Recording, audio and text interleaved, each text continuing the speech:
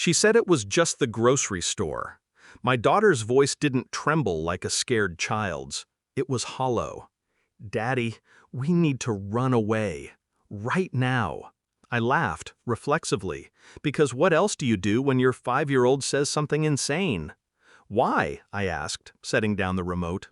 She didn't smile, didn't blink, just pointed. Upstairs, toward the bedroom I shared with my wife. Her lip quivered, then froze. "We don't have time." The clock on the wall ticked too loudly. Groceries. My wife had just left 10 minutes ago, said she'd be gone an hour. I grabbed the car keys. Didn't ask another question. Didn't look upstairs. Just drove. To the police station. No plan, just instinct. That's when the phone in my pocket buzzed. One new video message. Sent from her phone. Timestamp, 4 minutes ago. I shouldn't have looked, but I did. I pulled over before I even hit play, and that's when it happened. The video was shaky, blurry. A man, in our bedroom, laughing. Not me. She was recording. She was naked, and she was laughing with him like I never existed, like I never mattered, like our daughter was just some minor footnote in her double life. The laughter. That's what stuck with me. Not the betrayal, not the skin, the way she laughed when he mimicked me. I watched the whole thing, twice. I didn't cry, didn't rage, just rewound it, paused, zoomed, listened. She called him home. She called me habit. And I realized I hadn't lost her.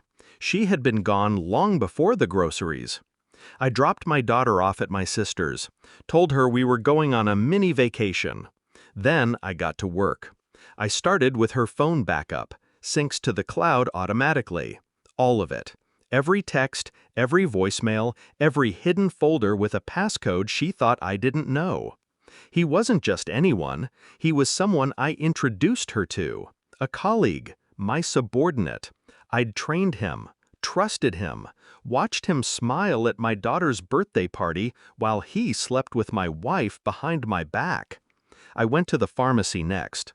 DNA test kits aren't hard to buy anymore. All I needed was my toothbrush, my daughter's hairbrush, and the gnawing pit in my stomach. The results would take time, but I already knew. My daughter's eyes never matched mine. I used to call them her mother's storm. No, they weren't her mother's. They were his. The results came back after 9 days. 99.97% probability, not the biological father. I stared at the paper long enough to memorize the numbers. Then I slid it into an envelope, walked into the bedroom, and placed it under her pillow. I didn't confront her, didn't shout. Instead, I waited.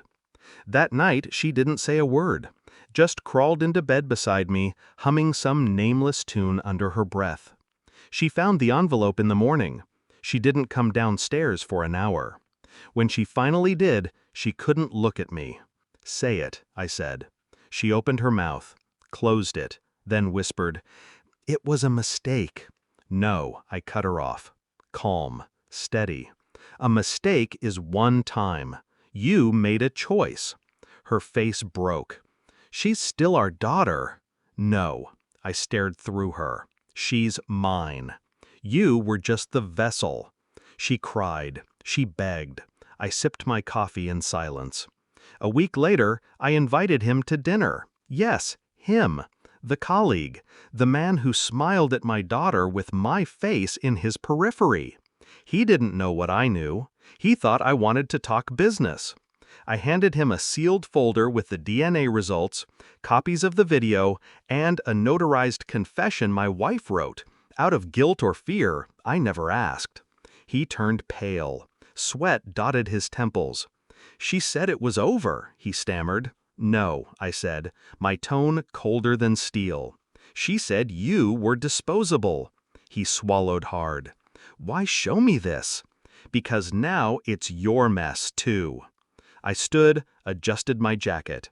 "I'm divorcing her. Full custody. You," I paused, turned and smiled. You get to explain to the world how you fathered a child and hid behind my name. I walked out, left the folder in his trembling hands. I never looked back. The house is quieter now.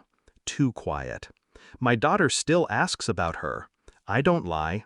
I don't explain. I just tell her, some people forget how to love.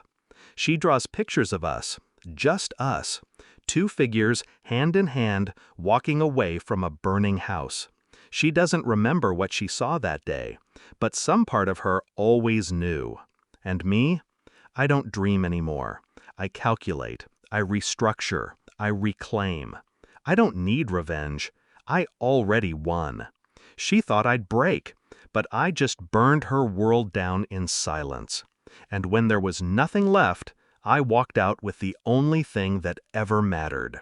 Her daughter. Not hers anymore. Mine. Mine.